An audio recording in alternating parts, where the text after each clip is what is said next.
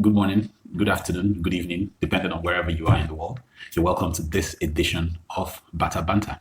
Bata Banta is a program or a live discussion series where we invite people who are actually making significant moves in the footwear industry to discuss topics that are relevant and important to the footwear industry, especially in Nigeria and in Africa in general, which will help every person who is participating in that industry, the footwear industry. We learn from each other in a friendly but very, very impactful way so that the industry generally can move forward. My name is Victor Onyebado, and I'm the owner of the brand Momo Bespoke. Today, we have someone who has been there and done that in the industry, and someone who keeps doing and pushing the bar of what to expect in the industry. His name is Moose Ago, and he's the creative director, the creative mind behind Moose Leatherworks, operating out of the beautiful city of Makurdi in central Nigeria. Shortly also, someone else who is also making major moves in the industry will be joining us for discussions along the same line. I'm talking about no less a personality than Hurricane Vivian. So sit back, relax, enjoy the discussions, and also throw in your questions and suggestions where you see fit to do so. So welcome to Bata Banta. Come back to that, right? I actually know you personally, and I know that you're someone who helps at every turn that you can. So I must commend you excellently for that. But I want to return to Moose right now.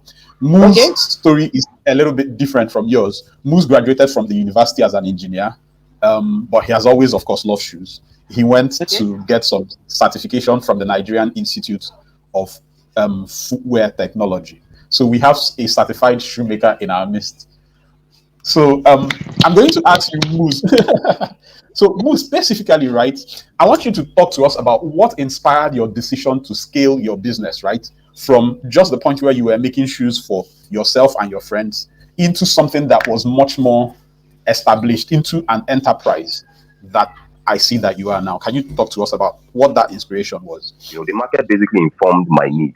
Now, going into large scale was not easy and did not just come all of a sudden. Like, I learned it the hard way, trust me.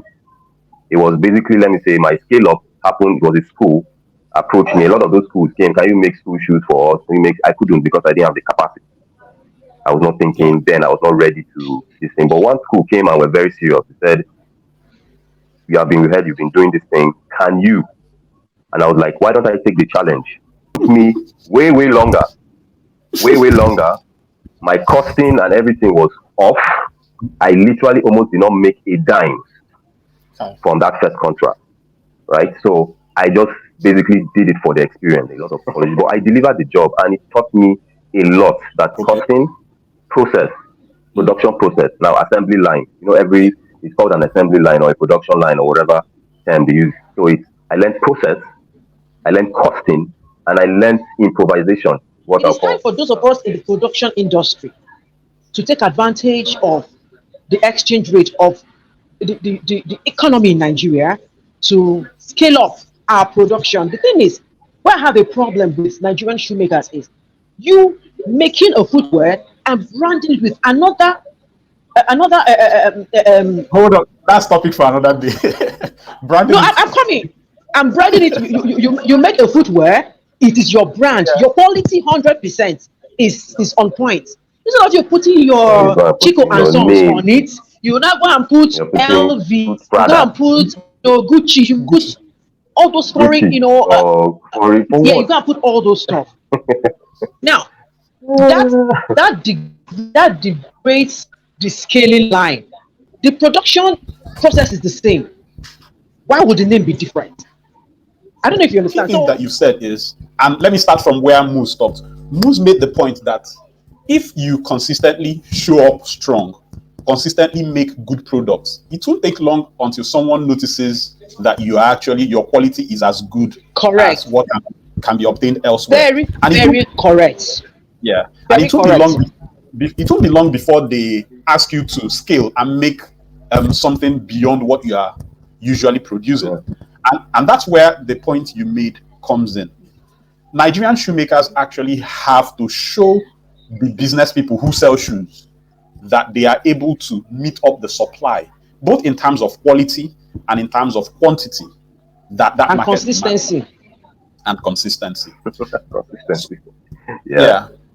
So if you are a shoemaker listening out there, key things you need to do is consistently show up strong in the market, consistently make good products, and consistently brand those good products as yourself.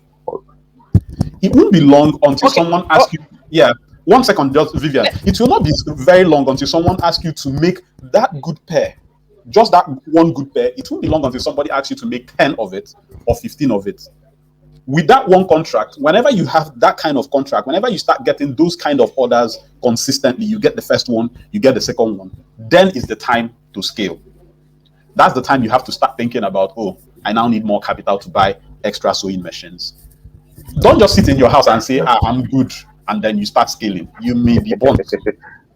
When you have those kind of contracts, because of the quality of your work, because of the consistency of your delivery, then I think I submit is the time to scale. But Moose, let me come back to you again.